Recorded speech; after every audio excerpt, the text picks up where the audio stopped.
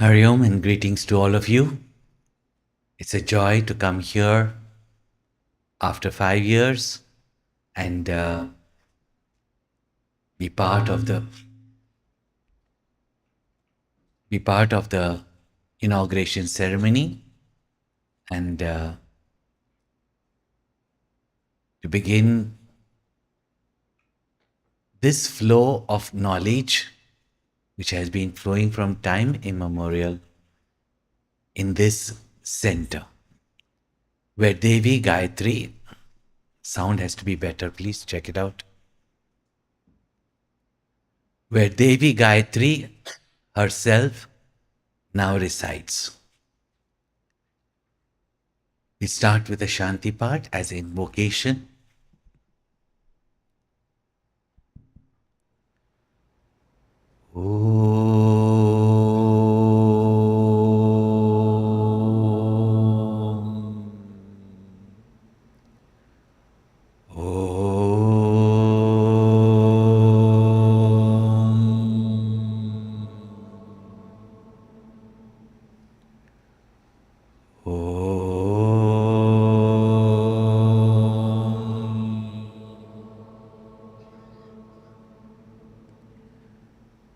Gurur Brahma, Gurur Vishnu, Gurur Devo Maheshwara, Gurureva Param Brahma, Tasmai Shri Gurave Namaha. Chinmayam Vyapiyat Sarvam Trailokyam Sacharacharam Tatpadam Darshitam Yena Tasmai Shri Gurave Namaha. Om Shanti Shanti Shanti.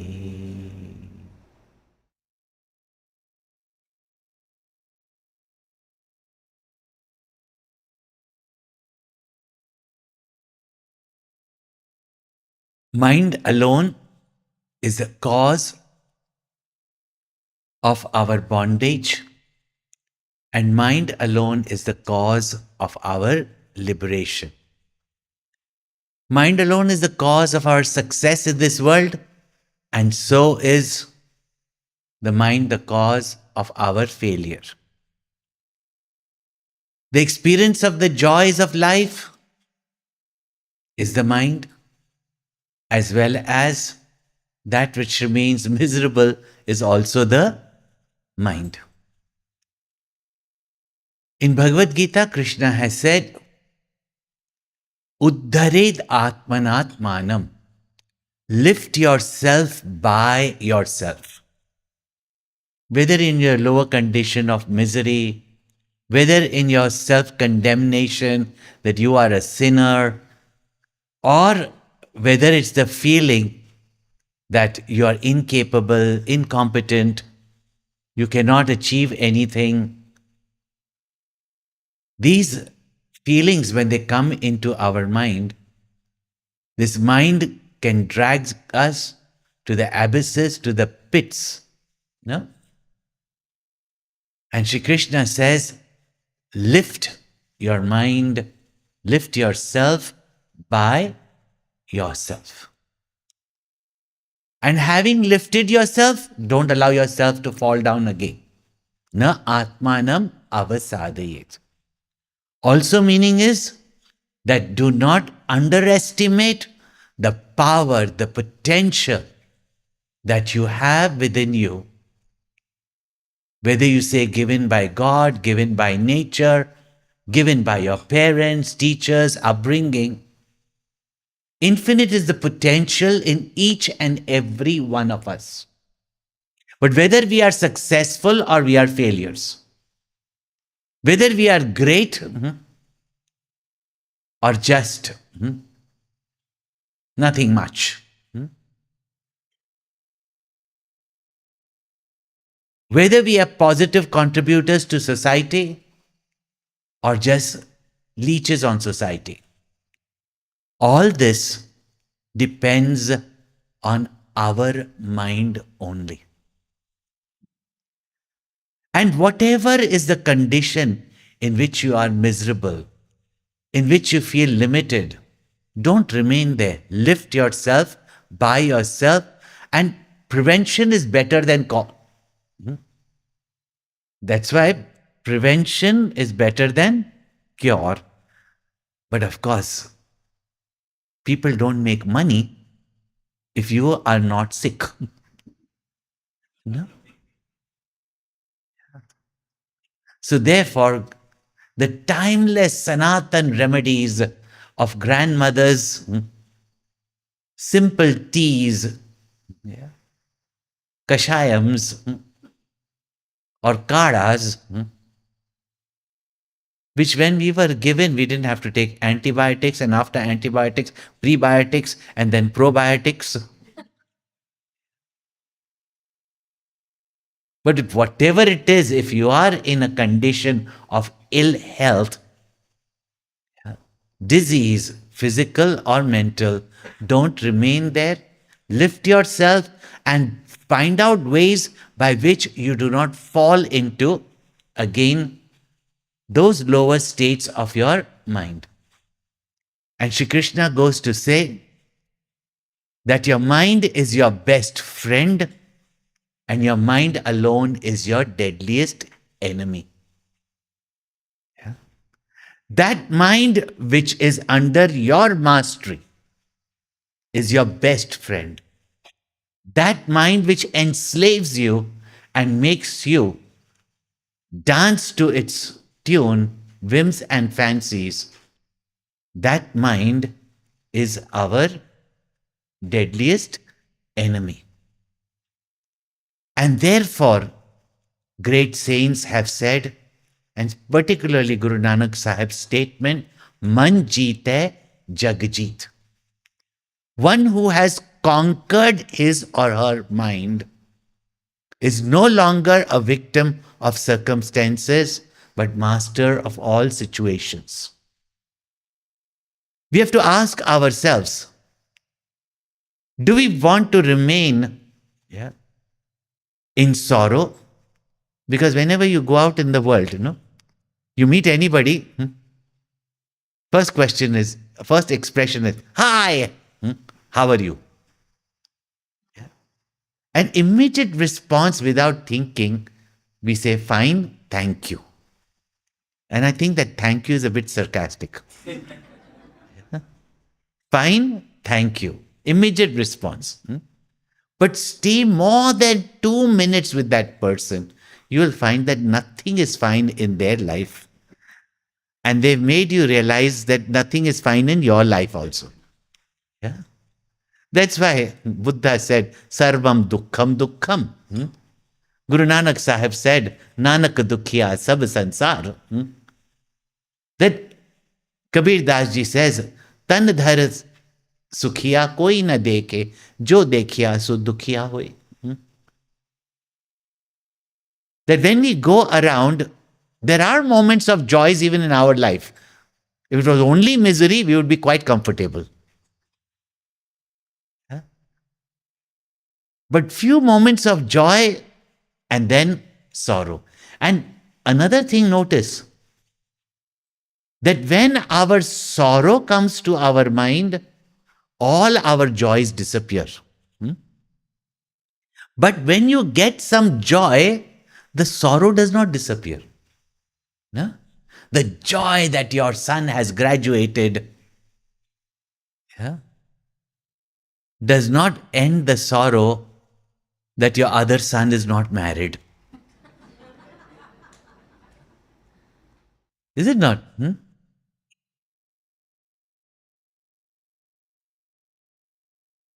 None of us want sorrow, but in life, we want happiness. We go to temples, people go to bars also. What? To get happiness. A person marries also to be?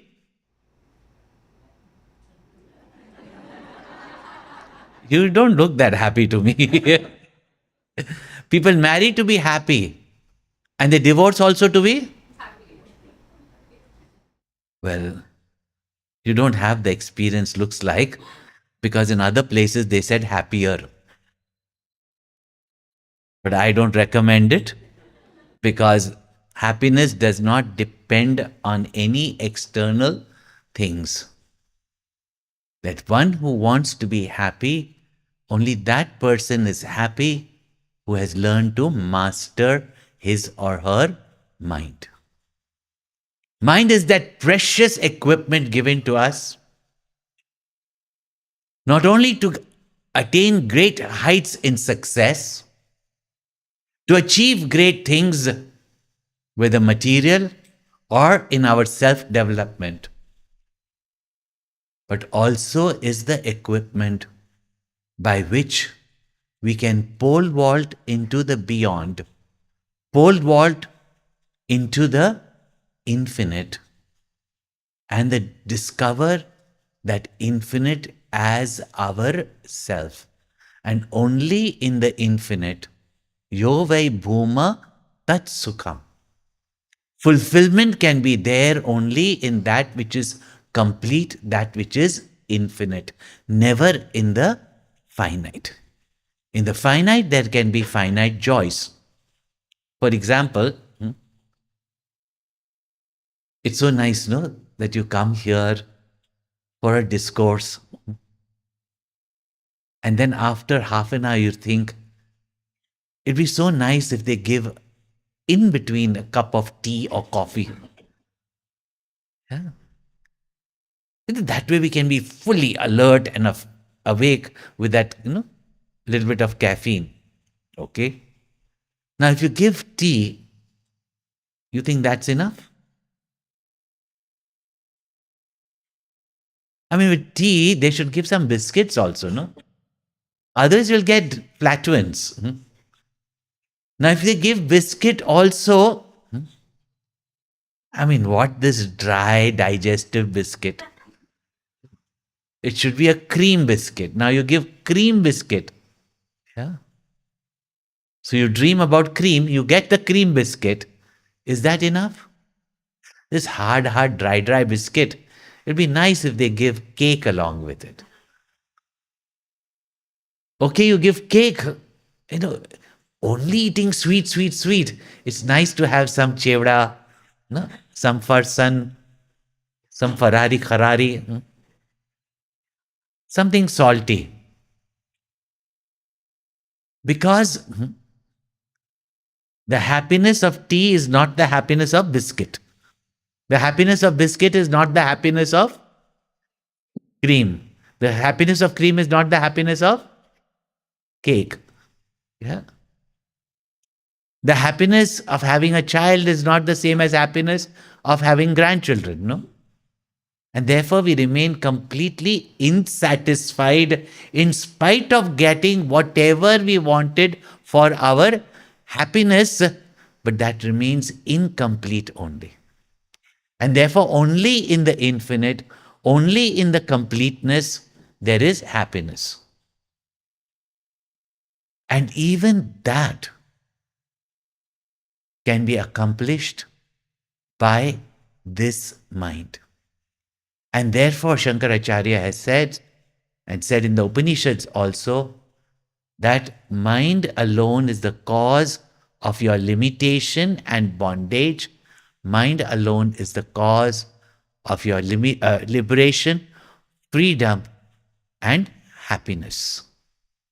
And therefore, as Guru Sahib has said, master the mind and you have mastered the world. At this moment, we remain a victim to the world's circumstances. But how to transform failure into success, limitation into unlimitedness?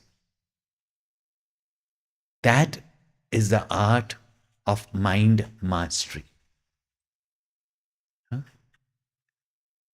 Now, easy, people say easy said then done.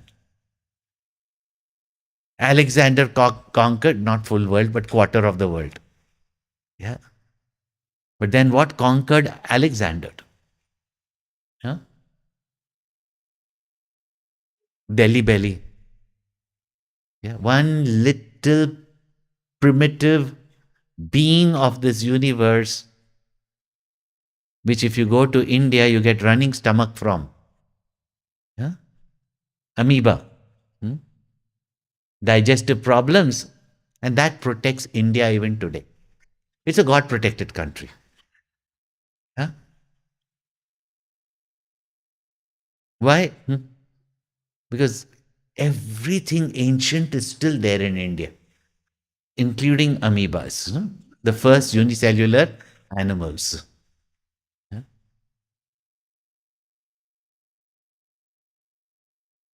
So one may conquer the world, but if one has not conquered the mind. And therefore, in the epic stories also we hear that for some time, even Ravan, having controlled his mind and developed the power of concentration, unfortunately, not the power of intention, not the power of purity. When he developed the power of concentration, he was able to win not only earthly wars, but even star wars. And you think that's a joke? Anyway, you didn't laugh, so you don't think it is a joke. Good. Yeah. Yes, we hear about Star Wars in our Puranas, and if you see Star Trek, even the names are from the ancient literature. Read it. Even they've named their children after Sanskrit names. Yeah. The little ones may not remember Star Trek, but I'm sure all of you come from the generation of Star Trek.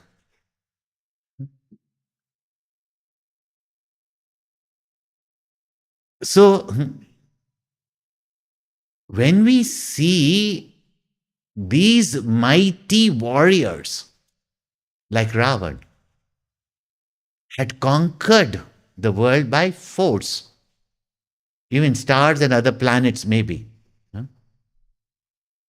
but they had not conquered their mind. He had a whole army, the most sophisticated army of the world at that time. A country which was not in debts but was in riches. Powerful, mighty. And Ramchandraji has been exiled from the kingdom, remaining barefooted, no army. But for sake of dharma, and don't say one woman, even one woman in society is the foundation of dharma according to our Hindu culture.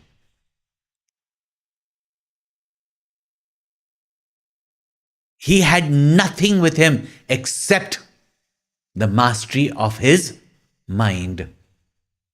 And how he could generate the resources of the forest, even monkeys and bears, to create an army to fight with the most powerful trained army of Ravan and gain victory.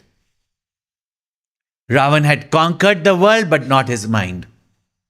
Ramchandraji had conquered his mind and finally, with his love, with his righteousness, with his administration skills, conquered the world. Until today, conquers our hearts, is it not? Look at the life of all saints, sages, the great rishis, gurus, masters, where corporates have come and gone. Companies have come and gone. Kingdoms have come and gone. Cultures and religions have come and gone. But still, those great rishis, those great masters, those great gurus are remembered. And in their name, even till today, here itself, you see so much work is happening. Yeah? So when you hear this statement, one who conquers the mind has conquered the world, It is not a forceful of a Zuzerian ruler, but one who has freed himself or herself of the moods and clutches of the mind, whose mind is his or her faithful commander to execute in the world my will, not its will. Such a person, nothing is impossible. We've not just created this cross, make it happen just for the sake of everybody, every bank calls it make it happen, make it happen, make it happen. Yeah? We can make anything happen. We can do any courses in the world. But that knowledge by which we are able to tune up our mind, to befriend our mind and free ourselves from our identification and the clutches of the mind, only they find peace, happiness, fulfillment permanently and completely. Otherwise, lifetime after lifetimes enslaved and deluded by this mind, we consider ourselves to be this individual finite person. Born, die, shuttle between heaven, hell. That's why it's called subtle body. Gurudev used to call it shuttle body. Keeps shuttling from this world to that world.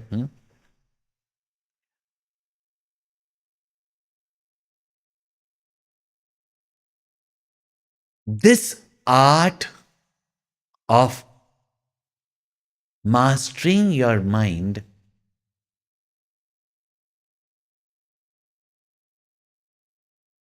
is all the sadhanas, the practices pointed out in the scriptural book after indicating the supreme truth.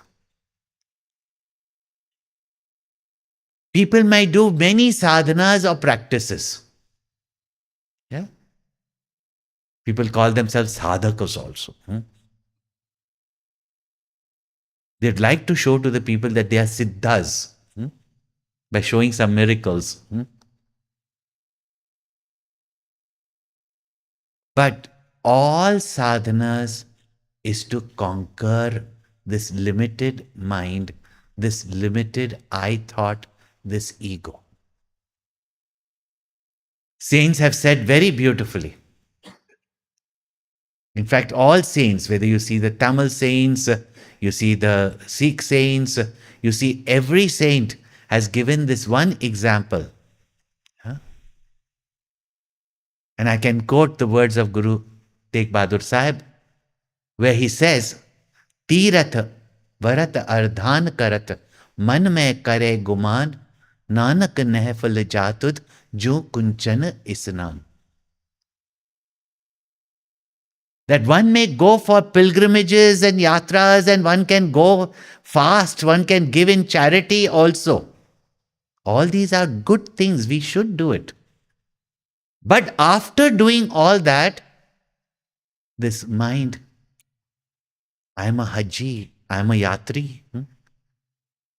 We create more egos. I have fasted. What? Intermittent fasting. For what? Not for disciplining yourself, but to lose weight. Yeah? For that we will fast. But if we say, for God fast, for God's sake, why should I do it? No? And God doesn't want our fast. So if we say fast, we can't do it.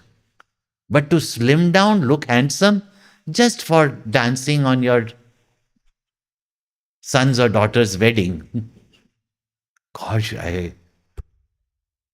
what I hear. While most people on religious fasting, they feast. And most places during fasting, they go to the doctors not due to malnutrition, but overeating. Therefore, see how this mind, even on the religious path, yeah, then I'm not religious, I'm spiritual. Take some spirit, you're spiritual. Huh? I'm not religious, I'm spiritual. Okay, great, wonderful. At least you're something. Huh? And what is spiritual? I don't believe in God. Hmm? Acha, that is being spiritual, is it? And where did the spiritual sides come from? Hmm? Okay, so what is being spiritual? I do yoga. Yeah? Not yoga, but yoga. So I understand. It's not spiritual. Hmm? It's yoga. It's not yoga. Hmm? And just because you do the stretches, yes, in one of the limbs of yoga, good health, vitality in body, flexibility of body, flow of the pranas, all that is helpful in yoga, which means chitta vritti nirodha, the mastery of the mind. And therefore, the saints and sages have said, you may do all these practices, but after that, you develop an ego, jo kunchan isnan. If you've ever been to the parks of Africa and seen the elephants, and if you've not, then you come to our CIRS, Chinmaya International Residential School, where at least all these children have the opportunity to come for the Global Youth Camp outside the school. We can show them elephants also. They don't have to go to Africa. And these elephants, whenever they find a water pond, you should see how for almost 20 minutes to an hour they'll have bath. And to wash a big elephant's body, yeah, if you take 20 minutes of shower, yeah, imagine elephant requires how. And the moment the elephant comes out of the lake or pond, throws mud upon itself. Now, okay, don't tell me biologically it's to cool down and all that. I know all that. I'm a student of biology. Mhm. So, but see what lessons we learn. We clean up the body. Same way, you go for some tirtha, you go for some pilgrimages, you go for some practices, even for some meditation courses. But if the mind is not purified, yeah, if the mind is not free of its clutter and toxins, if the mind is not single pointed and dedicated towards its goal,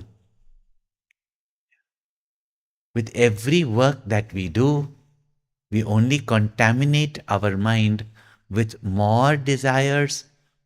Those who have studied Vedanta, more vasanas, and with more pride and arrogance after every achievement of ours. And mind you, very peculiar is this mind. If you are in poverty, if you have failed, there's another type of arrogance. Dirty rich people. Hmm? See? Why am I telling you? See how many different ways this mind pulls us down so that we are not able to calm our mind and know its true place and master this mind.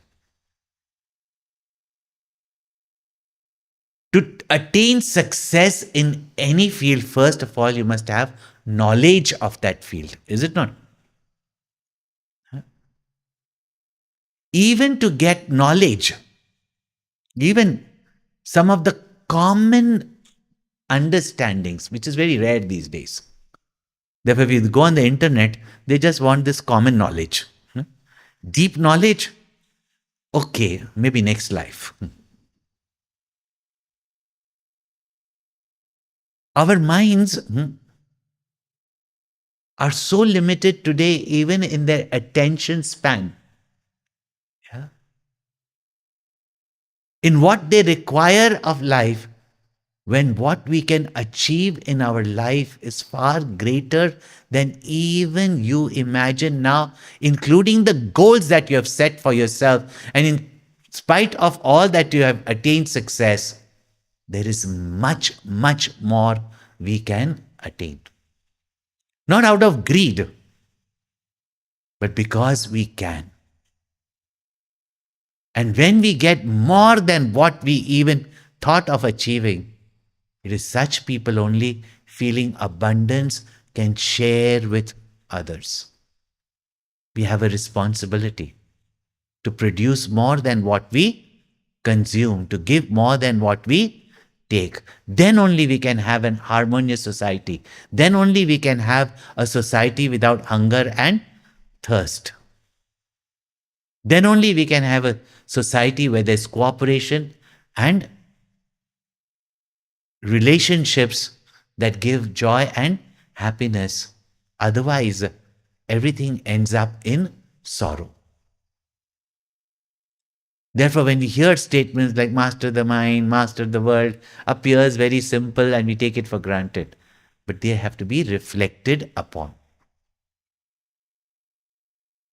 Therefore, in our every ancient culture used to have initiation rites. Huh? Whether they were rites to puberty, etc., which is not the way people understand it, it is a right for a child to become an adult. And that person was not just given,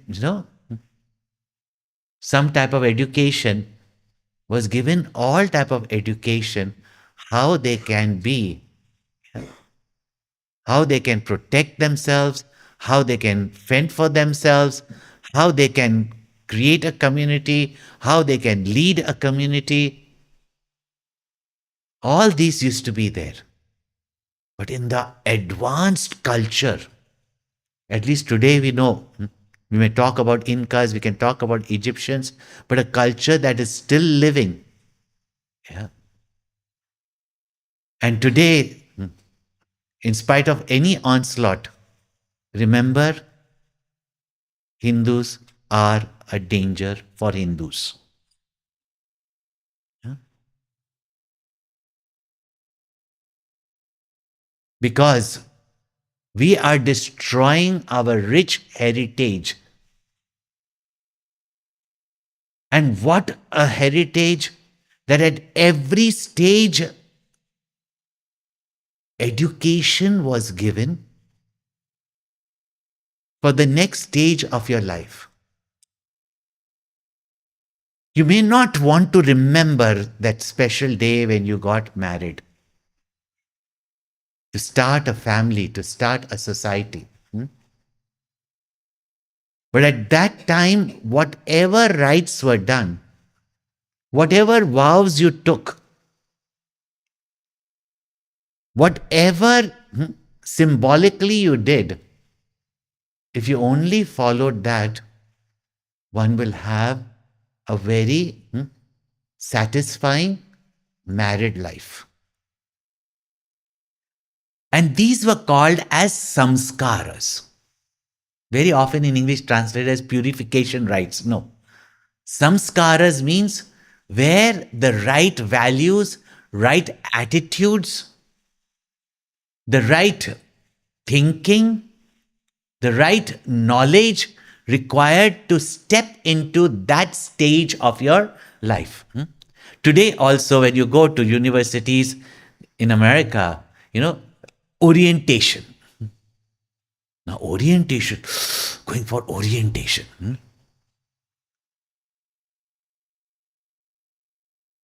We were oriented for every stage of our life. Even before conception, samskaras, rites were done so that that jiva, you may call it soul, that you will attract to come into your life. Yeah. That genetic composition that will give you healthy, intelligent, noble children, from childhood itself, samskaras were done. So let me tell you again, the sevak, sevikas, particularly sevikas, mothers in Chinmaya mission for the younger generation, are reviving again this garbha samskara, prenatal education. So, from before conception, at conception, during the 3 months, and the seventh month, which are very important month in the development of the fetus, all this samskaras were done, which means preparation was done. Today we don't understand Sanskrit. We say, I don't know what mumbo jumbo this priest is chanting about. The priest also doesn't know how to explain it. Yeah. And the result is that we drop that and we have baby shower. And latest is what? Gender what? Yeah. Some places it is dangerous. Yeah. Whatever the gender, what is important is that the child is born healthy. Yeah. The child is born with good samskaras from the womb, with a good nature. And in the upbringing, you nurture the child. That is why even the Bal Vihars, Yuva Kendras, at the different stages of their life. Now, when the child has grown up, now ready to be educated, not just into how to make a living, which is the preoccupation of more parents today. Study, study, study, become engineer, doctor, IT, so that you can bring a lot of TT. But besides just how to make a living, also teach them how to live your life, yeah, and use also technology so that it doesn't ring in places where we are getting knowledge. Got it? Yeah? And that samskara which a child was given before he enters the stage to gain education and to gain knowledge, not the knowledge we have today, read books, read, and then repeat. Nowadays, just tick boxes, get a degree, and then unlearn what you have learned, and then get internship in the office. Half your productive life is gone into just learning information which is outdated. This is what education is become. But to get knowledge, to get insight into this subject, to become discoverers, innovative people, and entrepreneurs,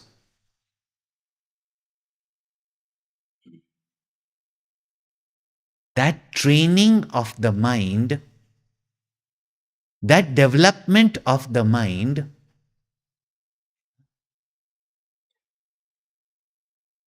the child was initiated into by giving the Upanayana and the Gayatri Mantra. Yeah. And then began the studies of the Veda. Veda means books of knowledge. And stop discarding Vedas as religious books.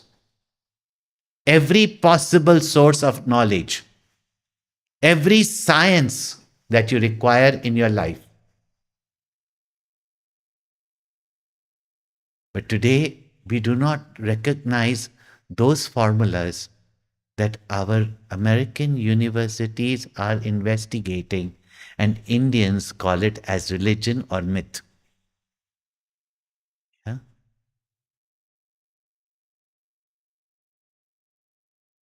Why do they study Sanskrit to become teachers, the lowest paid teachers in the country, like in India? Or to discover what secrets, what knowledge lies in the Veda that we have still not been able to discover.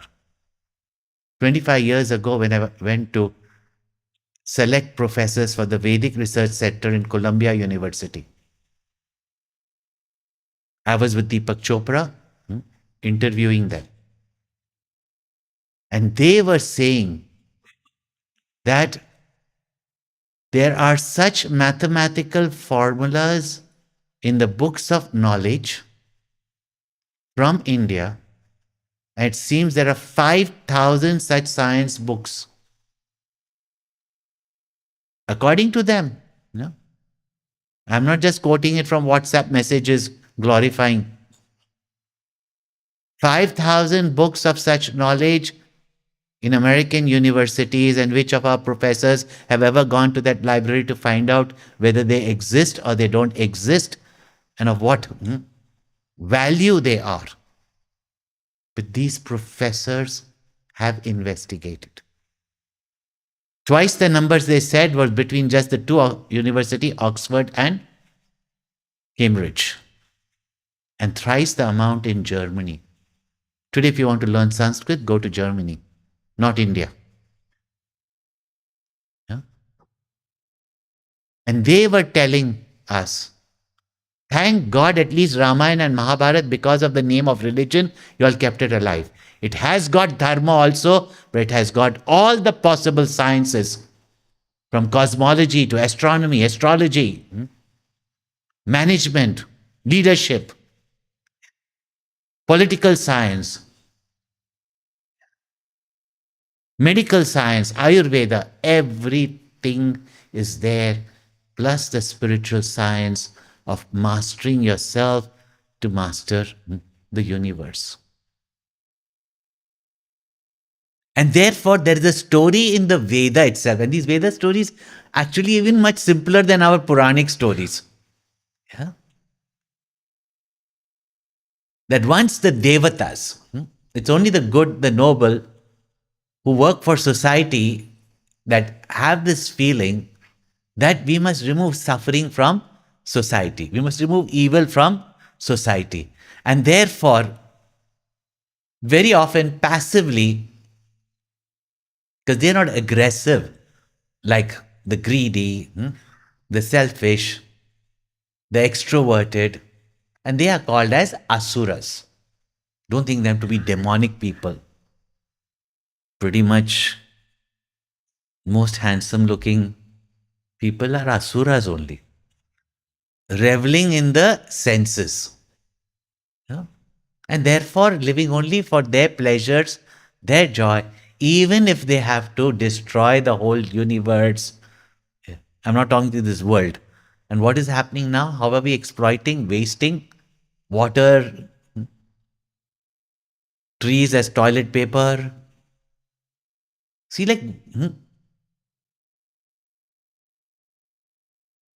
even environmentally, how much do we give back and how much do we take from this world? No? How much do you?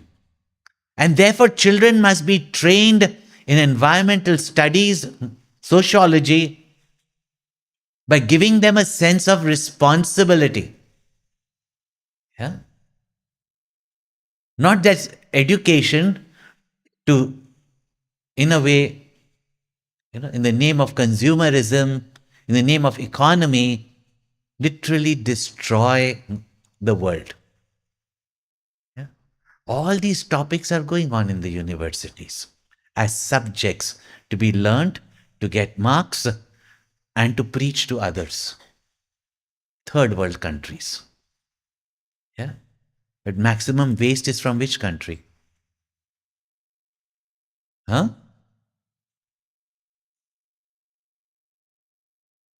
World's smallest population country uses the maximum resources of the world. So, environmental study, huh? Social work, going out to save the world, poor Africa, poor India. If we really want to, then we must have the sense of responsibility. All these values, if we are not taught from childhood or we teach our children, then whatever degrees anybody gets, today go to the top universities of the world, maximum depression, maximum suicide, maximum confusion. Yeah? I'm not saying about any particular country. Look around. Yeah?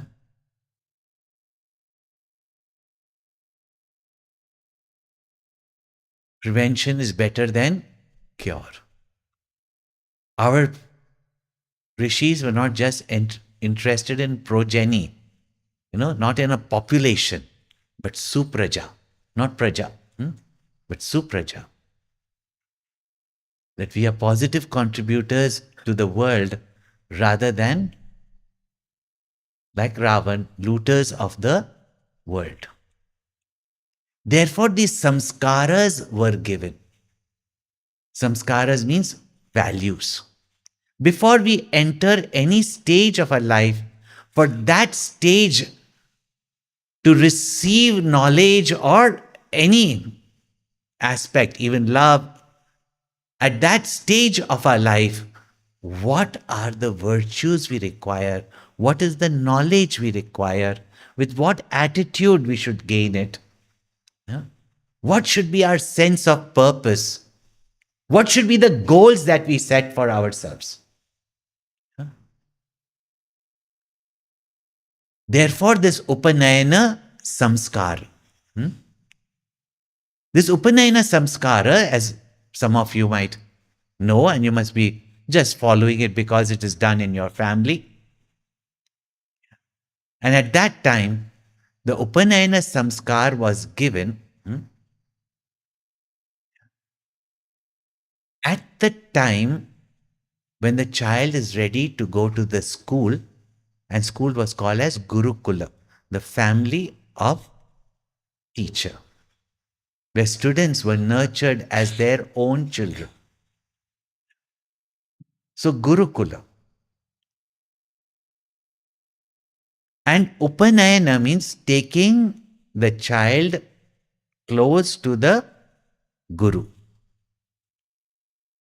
And there, the child, and I'll tell you, boys or girls, yeah, read the scriptures.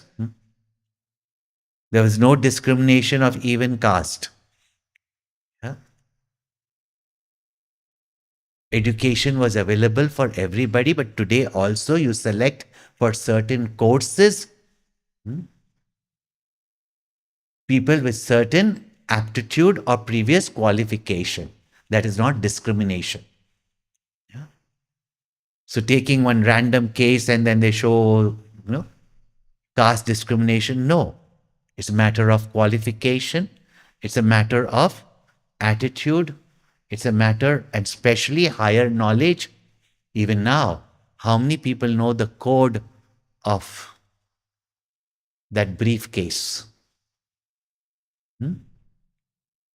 Discrimination, lack of trust. It has to be in the hands of the responsible. Huh?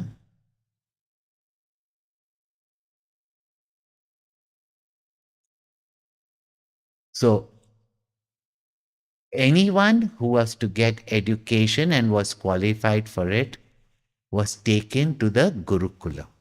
And most education, what you call professional education, unless it is expert education.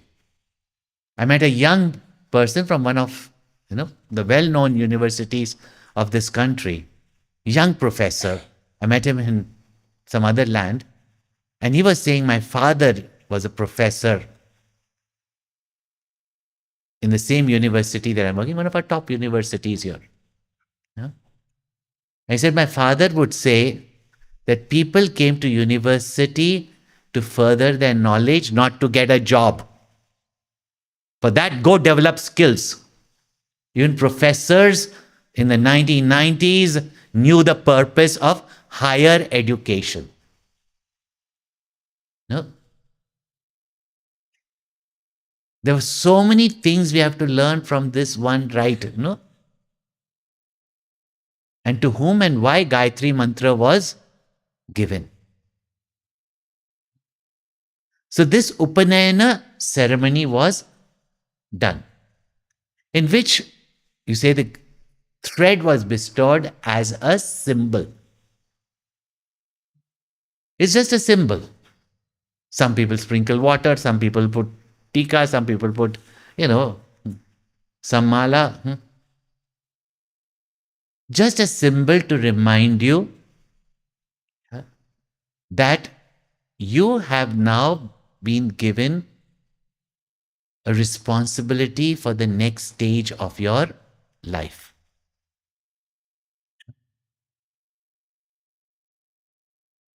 Three threads were given, tied in a knot. Yeah. Today, most people find that it's only significant to scratch your back where you can't reach. Huh? And the youngsters say, why should I wear it? Then when I go to the toilet, I have to put this here. Why should I wear it? I go to the swimming pool, Yeah. My friends make fun of me and they pull my, It's a reminder to take pride in what it symbolizes. Huh? We'll go in the details of that itself. So when the child is brought to gain education, and education is not only how to sustain life, how to make a living, but also how to live your life. And even to get this knowledge, everybody who goes to school, college, does not gain knowledge, even if they get a degree. Everybody does not only fit into one framework of academic subjects. Very often, sportsmen are not interested in academic subjects. It's not that they cannot excel in their life. So each one was given education according to their aptitude, according to their interest, according to their ability. But even to get the depth and insight into any material science also, and all material science was eventually for you to understand the spiritual science of self-knowledge.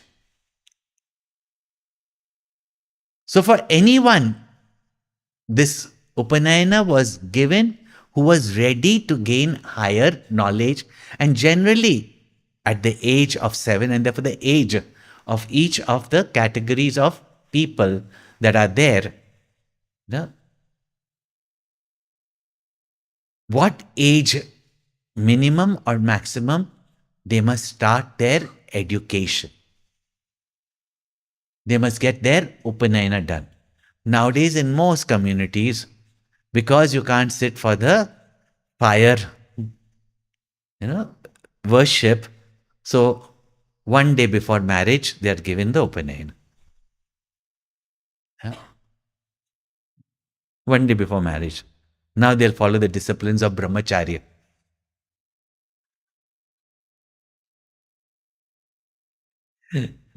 Think about it.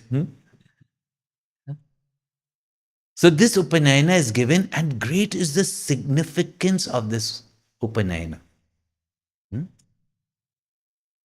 Of this 3 strands with a knot that is turned over the left shoulder to your hip.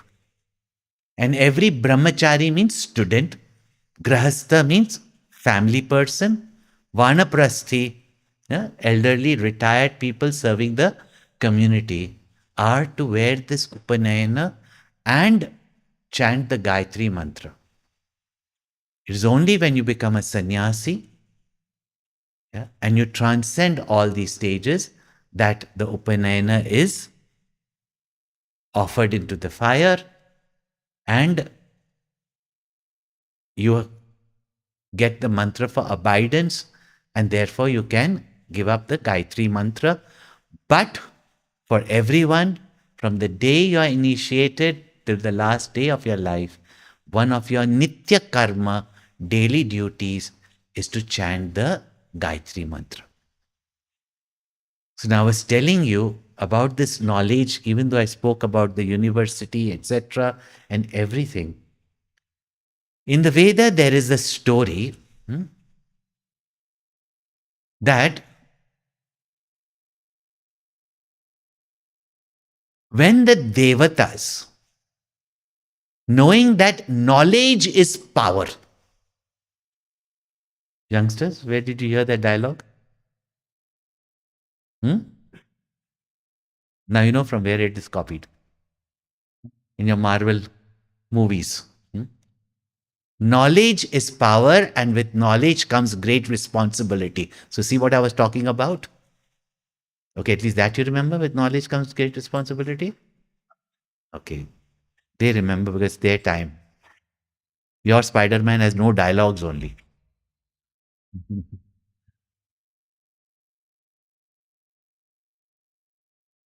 So, the Devatas approached Brahmaji, the creator, for this knowledge. They approached Brahmaji for this knowledge. And what was this knowledge that they asked? They said, give us the knowledge of the entire universe. Then only we know how to harness. Till you did not know the power of nuclear energy of the atom, you don't know how to harness it. Yeah? So give us the knowledge of the entire universe. And Brahmaji gave them the three Veda. Now you say four Veda, where does the three Veda come up? If you see, read the Bhagavad Gita also, Veda is one. It's the source of all knowledge. In ancient times also, according to its mantras, Rik mantra, Yaju mantra, and Sama mantra, these mantras were classified under three Veda. Not that there were three separate Vedas. It is Sri Ved Vyasa that, knowing that in the age we are today, Kali Yuga, the year of the period of conflicts, etc., people's mind will become so weak that they will be dependent upon technology. Otherwise, all knowledge was communicated by speech, memorized by the people, and then transferred over eons without distortion. Can you imagine the capacity of the mind we had?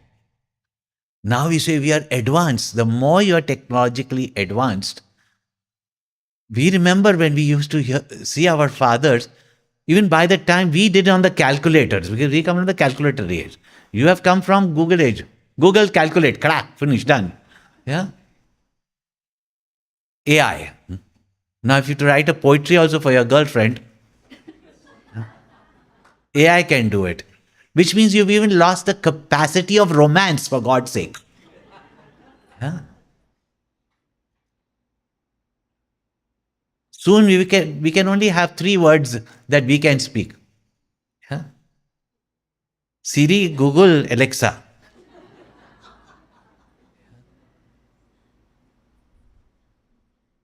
Soon AI will be able to put an electrode in your mind and read your mind also. So speech will not be required. Remember, if writing word came in, it's because we lost the capacity of memory.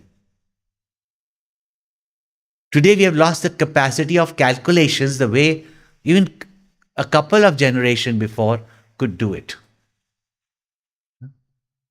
So they went up to Brahmaji and said, give us the knowledge of the entire universe.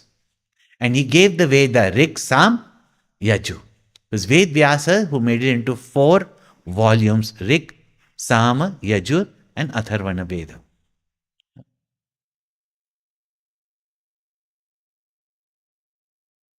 So these mantras of the Veda, he gave the 3 types of Veda: Rig, Sam, Yaju. They are far more voluminous than what you might find today printed into the book and kept. It's there in most of our ashrams. You can see the printed copy of the Veda. But still, compared to what Veda was, it is much, much limited today. Even from what Ved Vyasa wrote down. A lot of its books or chapters, have been taken away in recent times, really speaking. And over the period of time, they have lost the capacity to understand also. Yeah. Now, even if today you have to chant one shakha of the Veda and remember it, it'll be a whole lifetime. So those who go for, Ved Pathshala or something, what are the Devtas eons and eons just to memorize the Veda? So they came to Brahmaji and said, Father,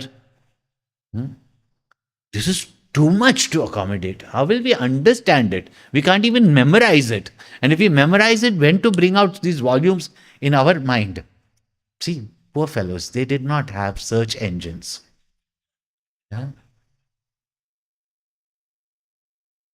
They were so primitive. But the volumes of Veda that they had to digest. So they came to Brahmaji and said to Brahmaji, please please tell us some smaller way to understand, to, hold it in our mind. So he gave it in a formula form. And out of the 3 Veda, the 3 lines of what we call the Gayatri Mantra. Tat Savitur Varenyam Bhargo Devasya Dhimahi Dhiyo Yona Prachodayat. These 3 lines, which represent the 3 Veda, was given. These 3 lines with 24 syllables or 24 letters, actually 23 and a half, they found too much. And we think, I got Gayatri Mantra, I can chant. My child also chants Gayatri Mantra. They found too hard to contemplate upon, so they came back to Brahmaji again after eons. Can you give us something shorter? So out of these 3 lines, he brought out 3 sound symbols called as the 3 Vyavrittis: Bhu, Bhuva, Swaha. Those 3 also, 3 to contemplate upon is very difficult. So they came back and said, can you give us just one word? So out of that entire Veda, the quintessence he brought as U, and Ma, the one sound Om. And as we have the Gayatri Mantra, Om, Bhur, Bhuva, Swaha, Tat Savitur, Varenyam, Bhargo, Devasya, Dhimahi, Dhiyo Yona, Prachodayat, is the Gayatri Mantra. Now, when the children were given the Upanayana, the 3 strands of thread tied at the end, to have the brilliance of intellect, you need to study, and to study, you require certain virtues and certain disciplines. No? You can't have any school or even any college without that. Otherwise, there will be chaos and education is not possible. Now, one way is that you put all security guards, disciplinarians, etc., punishments, etc. But the best way is let the children value values. And they were given this thread, and these three strands of thread, many of you may have got it. But what is the significance of it? It is to remind you the three essential, eternal pillars of gaining knowledge and building your character. Brahmacharya. Now, Brahmacharya is not just celibacy, but as students, there must be mastery over all distractions for the sense from the senses to concentrate on the knowledge.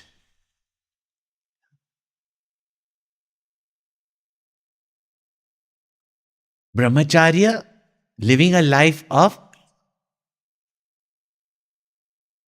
moderation of senses. Second, ahimsa. Ahimsa translated as non-violence. And then we say, we Indians are non-violent. Ah, gade mujhe laat maar. No? Come, invade me, kill me, break my homes, as long as somebody else's homes, That is not non-violence. Yeah? Gita teaches non-violence, but tells Arjuna, fight. Non-violence means no attitude of harming anybody. Yeah? Even when Ramchandraji had to fight the battle with Ravan, because Ravan would not give back Sita, there were many a times the chariot of Ravan, Ramchandra could have killed Ravan immediately. And everybody said, why did you not kill him? Not that he was one of those non-violent, I give one cheek, you give nine. He just said, I just want him to know that I can, kill him. But my purpose is not to harm him, is to just return dharma, return Sita back. And Hanuman also tells him, Are you return Sita back even now? Ramchandra will forgive you and allow you to rule the kingdom of Lanka. What? He'll give you the kingdom of the world. But not a gullible person, non-violent, coward. Ahimsa means verbally, mentally, physically, unnecessarily harming people or creatures. That is called as harming is himsa. Ahimsa means then not hurting, not abusing, not causing any harm to anyone deliberately. And third, but not the least, satyam. Not only honesty in your speech, but living up to your ideal, living up to your convictions, living up to your knowledge. That is called as satyam. Living a life of honesty, not a life of hypocrisy. No? We expect this from everybody else, right? Don't we? These are the three values. Shankaracharya in his Sat Darshan has given a beautiful meaning of these three threads. He said they represent the three rinas, three debts that every youngster must remember. Today we have gratitude journals. And there's thank you for the sky, thank you for the this, thank you for your this. And mom, you don't love me. What have you given me? You give my sibling more than that. Three rinas we have, which means three duties we have, three loans we have on ourselves. One is Pitrurin. the loan to our parents, not just the money that they have spent and our upbringing and education, but giving us a secure environment, a loving environment, a cultural environment. Not only them, our grandparents and their parents and ancestors, and therefore to keep up the culture, the tradition, the heritage, which is nice in our culture, to know about it and to pass it on to the following generations for their benefit is our loan to our ancestors. Not just giving rice ball to those who are dead. Remembrance of them is, and therefore Pitrurin. Then Devarin. And Devatas are not many gods. Devta means everything in this nature, universe. Whether it's the wind, whether it is the ocean, whether it's the rivers, the lakes, the fertility of the earth, these are all Devatas. Don't say we got many gods. We've got countless gods, if you want to call them gods. Because everyone and everything we receive from is the gift of God to us. And that formless God is visible to us through all these mighty forces, benevolent givers of the universe. Yeah? Otherwise, believe in my God, your God, and then go and kill everybody else and destroy nature. Everything from whom we get, we see God in that. That's why Devatas. And therefore, you're taking from the fertility of the earth, give back to the earth. Even if you're taking some plants to eat or to create your homes, see that you plant them.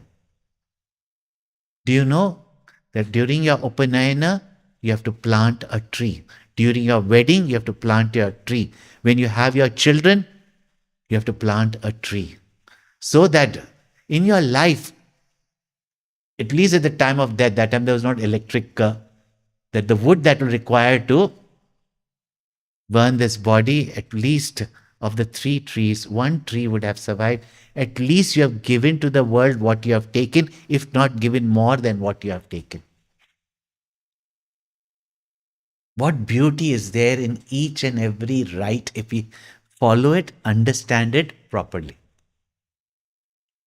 Therefore, Devarin. And last but not the least is Rishirin.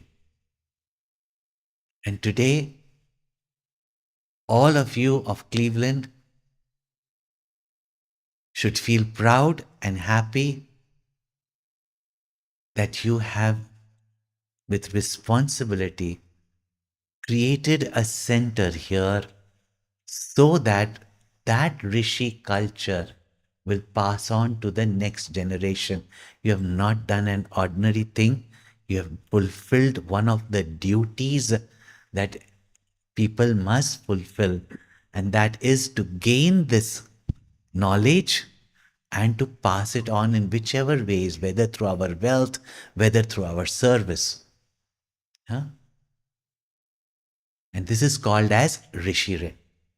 And in the auspicious day, I cannot but feel delight that here, when I'm speaking on this subject, I have people in front of me, yeah, who are fulfilling this Rishirin, which very few people know that it is a loan that they have to pay.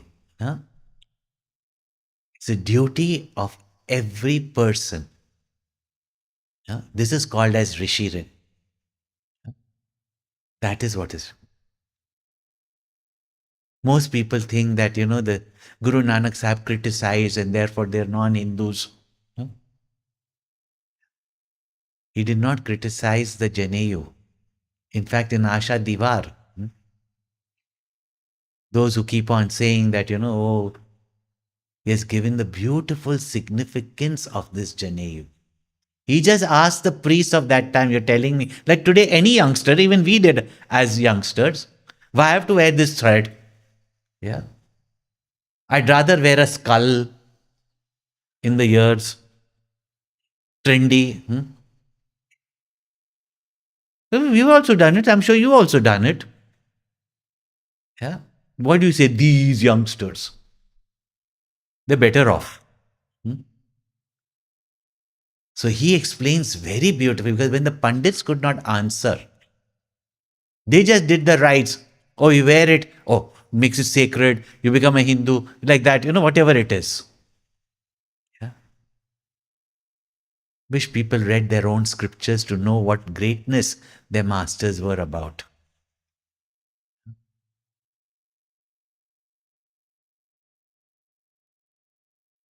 He says so beautifully the complete essence of what signifies the values that we must grow into remembering from this Janeyu.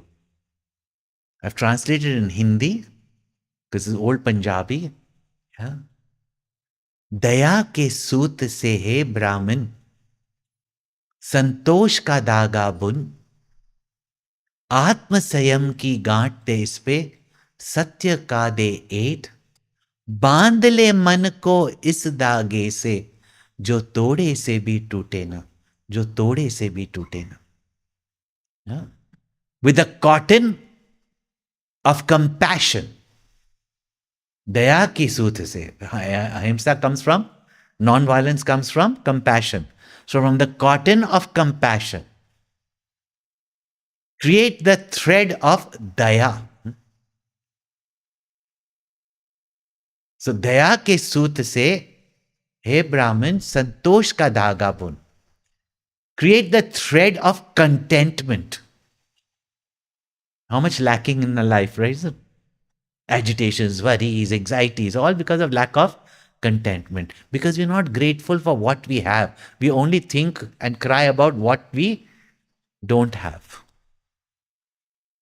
Santosh ka dhaga bun.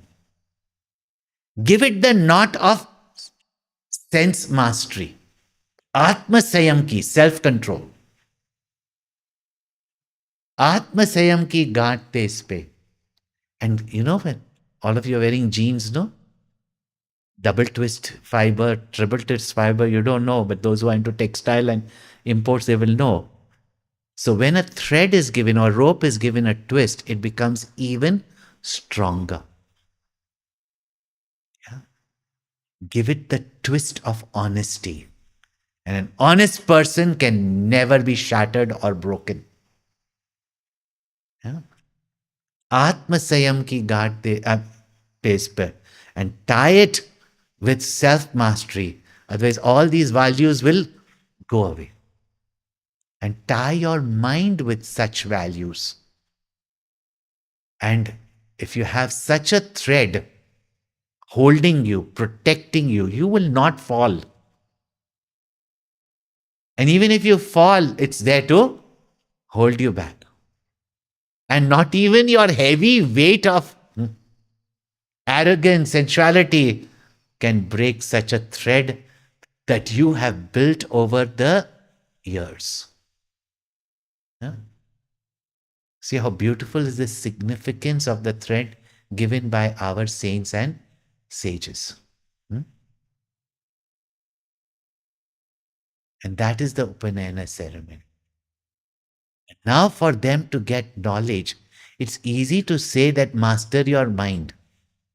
But do we have those tools to master the mind? Simple tool. And every child was initiated into the Gayatri Mantra. We'll just chant it today. Repeat after me, even if you know. And yes, the word is Swaha. But in Yajurveda, when you chant, to make the word, it's chanted as Suvaha.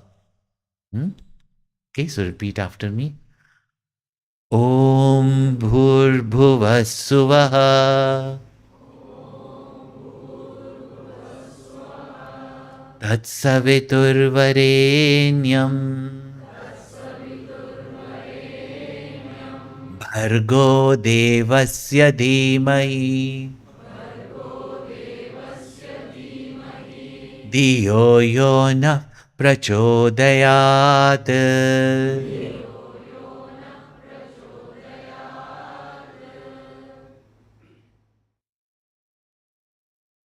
The student is initiated to the Gayatri Mantra. And initiation is not only the right way of chanting it, but the different levels of initiation that were given at different stages of their growth. So each of these days, we have to awaken and train the child within us that was untrained.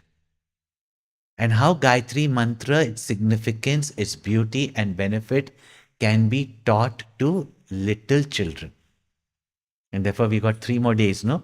3 lines of Gayatri for the 3 stages of our life: children, youth, and mature state. Don't call them adult. Yeah, mature state of life. And finally, this Gayatri Mantra is also a Mahavakya that gives us Brahma Vidya, our identity of Jivatma with Paramatma. So these 3 days, we will take you through all the levels of initiation of the Gayatri Mantra.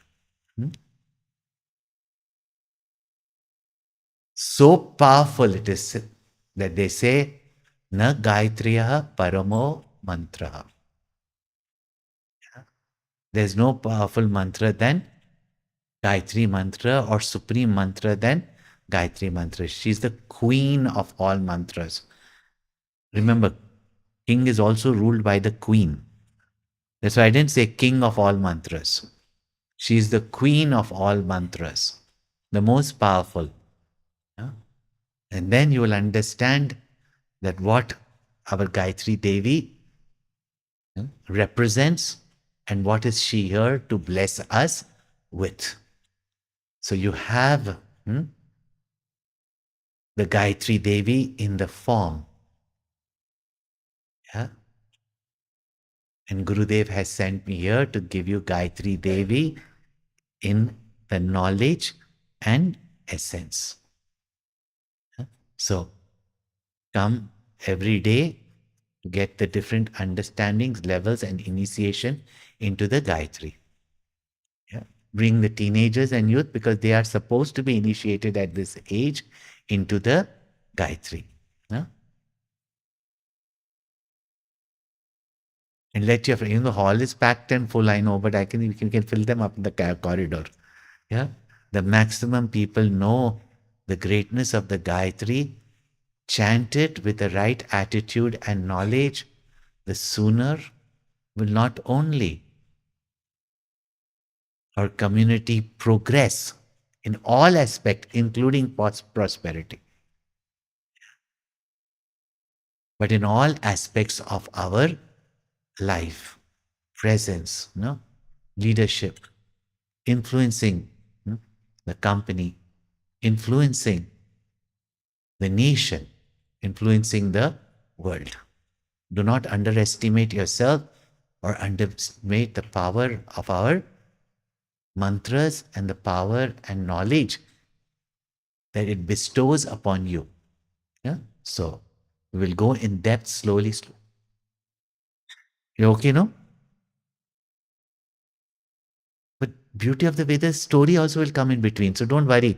Sometimes you feel like too high. Not at the moment, nothing was high, right? Good. Feel that way. But the end of it, don't say that it was very low, huh?